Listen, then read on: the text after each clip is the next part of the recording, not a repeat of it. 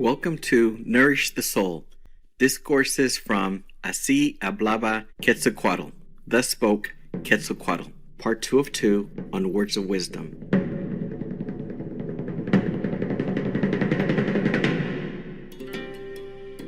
Hablaba Quetzalcóatl, thus spoke Quetzalcoatl, is a beautiful tale that offers upliftment to all truth seekers yearning for spiritual understanding. In this book, we will follow the travels of the legendary Aztec god Quetzalcoatl, who is the story's enlightened master. In his offering of discourses to earnest seekers, we see that Quetzalcoatl highlights the importance of the inward journey. Transcending both time and space, this journey connects us with the inner heavenly light and music. Thus, the words from Hablaba Quetzalcóatl illuminate one's spiritual endeavors with profound truth.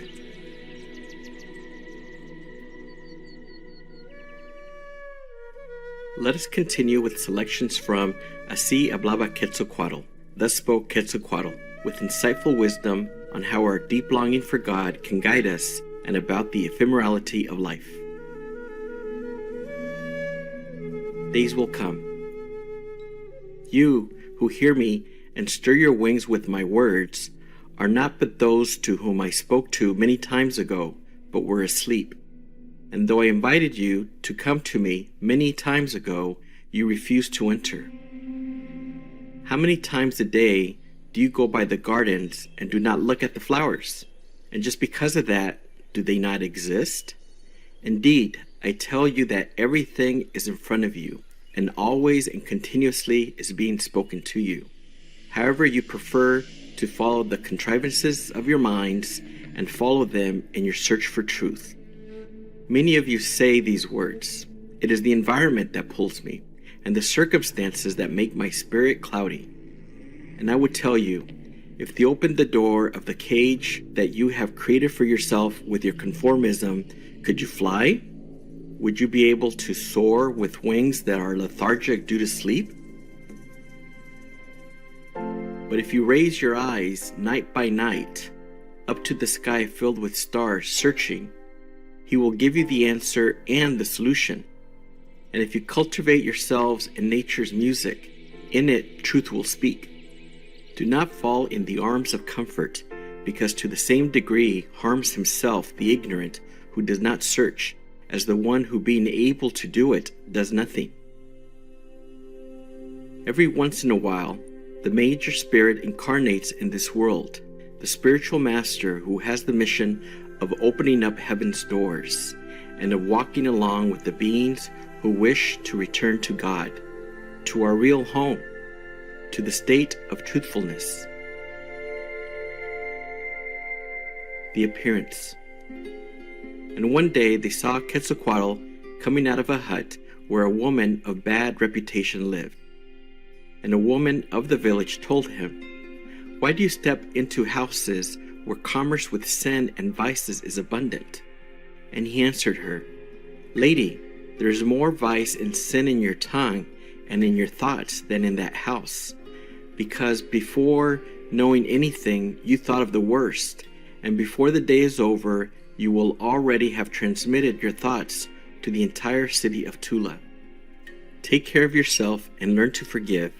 You should know that many lands covered with frost are marvelous to sow in when the sun comes and melts it, and others that appear to be good and leafy, as soon as you dig a little, you see that the only thing that preserves them is the humidity of appearance." How many beings there are who were covered with doubts because they were not spoken to with the heart, and who moved away because they were not attracted. How many are those who asked at your door for comprehension and were beaten away?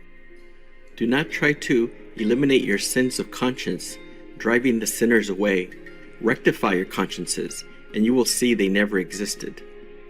But it is very comfortable to always search for someone to blame, rather than having the courage to accept and rectify yourselves. He who judges will be judged. He who forgives will be forgiven, because God forgives our offenses to the same extent we forgive those who hurt us. clean your mind, and everything will be clean.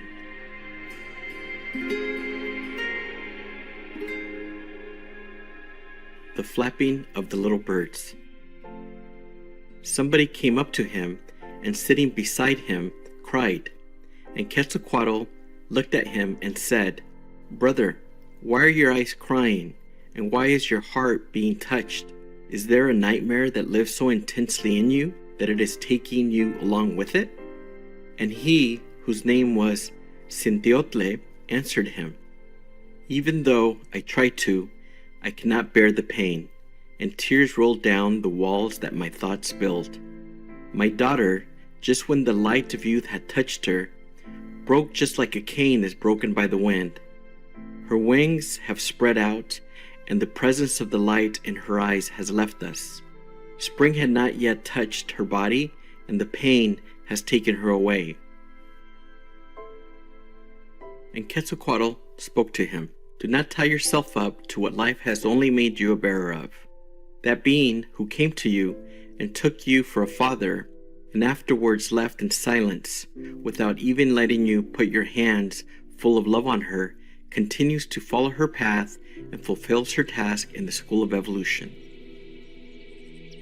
And if she has left, it is because she was more necessary somewhere else.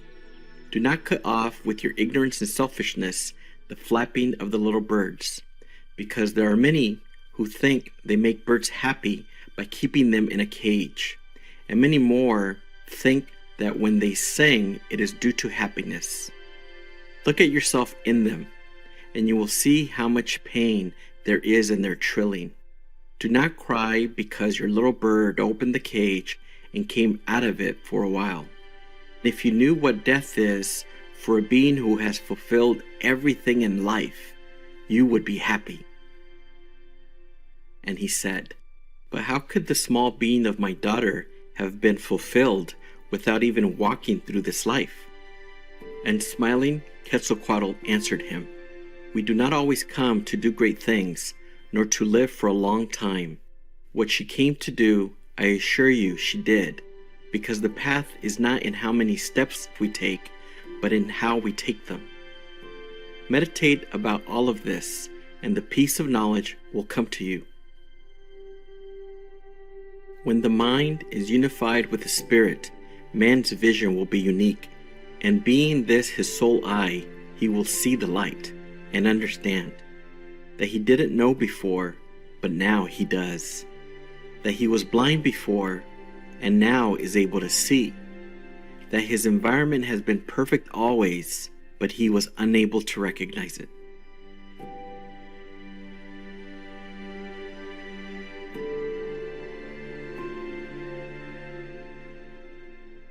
Meat and all other animal people products as food are killing our world. Stop it now. Gentle viewers, it was a delight that you could join us today for Words of Wisdom.